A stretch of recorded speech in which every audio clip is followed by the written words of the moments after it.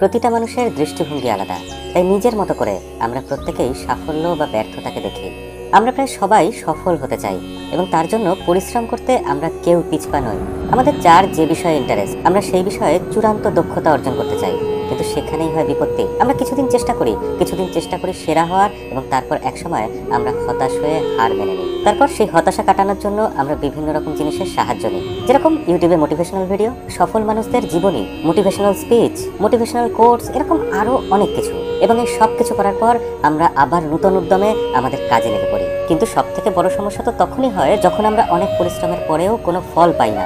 কেন এমন হয়? কি এমন জিনিস আছে যেটা এত পরিশ্রম করার পর, পুরোপুরি মনোযোগ দেওয়ার পরও আমাদের লক্ষ্য, মানে আমাদের যেটা গোল, সেটা অর্জন করার পথে বাধা হয়ে দাঁড়ায়? এই প্রশ্নের উত্তর আমি আপনাদের স্বামী বিবেকানন্দের জীবনের একটা ঘটনা দিয়ে বোঝানোর চেষ্টা করব। গল্পটা এরকম: একবার স্বামী বিবেকানন্দের কাছে এক ব্যক্তি আসলেন। তিনি প্রচন্ড হতাশ এবং জীবনে হার মেনে নিয়েছেন। তিনি বললেন যে তিনি সবসময় খুব মন দিয়ে পরিশ্রম করে কাজ করেন, কিন্তু তাও তিনি কখনোই তার যথোপযুক্ত রেজাল্ট পান না। আমার আশেপাশের বহু মানুষ আমার থেকে কম পরিশ্রম করে, কম মনোযোগ দিয়ে জীবনে আমার থেকে অনেক বেশি সফল হয়েছে, অথচ আমি কোনো কাজে আজ অব্দি পুরোপুরি সফল হতে পারলাম না। আমাকে আমার সমস্যার কোনো একটা সমাধান দিন। জবাবে স্বামী বিবেকানন্দ বললেন, জবাব আপনি পাবেন, কিন্তু আপনি তার আগে আমার এই পোষা কুকুরটাকে কিছুক্ষণ একটু ঘুরিয়ে আনুন, তারপর আমি এই প্রশ্নের উত্তর দেব। কিছুক্ষণ বাদে সেই ব্যক্তিটি যখন কুকুরকে ঘুরিয়ে তারপর ফিরে আসলো, তখনও তার চোখে মুখে একই রকম কৌতূহল এবং আগ্রহ প্রকাশ পাচ্ছে, কিন্তু কুকুরটি তখন ক্লান্ত, বিধ্বস্ত অবস্থায়। স্বামী বিবেকানন্দ কৌতূহলী হয়ে জিজ্ঞাসা করলেন যে, তোমরা তো এতক্ষণ দুজনেই বাইরে থেকে ঘুরে আসলে, তুমি বিন্দুমাত্র ক্লান্ত হওনি, অথচ এই কুকুরটা ক্লান্ত, বিধ্বস্ত হয়ে পড়েছে। এটা কেন হলো? কি করে হলো? ব্যক্তিটি বলতে শুরু করলো, স্বামীজি, আমি পুরো রাস্তা নিজের মনে সোজা এবং একা হাঁটতে থাকলাম, কিন্তু কুকুরটা সারাক্ষণ রাস্তায় যতগুলো কুকুর দেখলো তাদের দিকে একবার তেড়ে যেতে লাগলো, একবার ঘেউ ঘেউ করতে লাগলো, এবং তারপর ছুটে আবার আমার কাছে ফিরে আসতে লাগলো। এরকম সে প্রতিটা কুকুরের সাথেই করছিল। সেই কারণে আমরা দুজনে একই রাস্তা ঘুরে আসলেও আমার থেকে ও অনেক বেশি পরিশ্রম করেছে, তাই ও অনেক তাড়াতাড়ি ক্লান্ত, বিধ্বস্ত হয়ে পড়েছে। স্মিত হেসে স্বামীজি বললেন, এটাই তোমার প্রশ্নের উত্তর।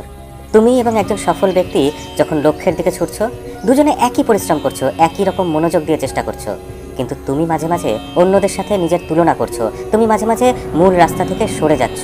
তুমি অন্যদের দেখে তাদের মতো হতে চাও, তাদের মতো অভ্যাস, তাদের মতো আচরণ করে তুলতে চাও, তাই তুমি লক্ষ্যভ্রষ্ট হয়ে পড়ো।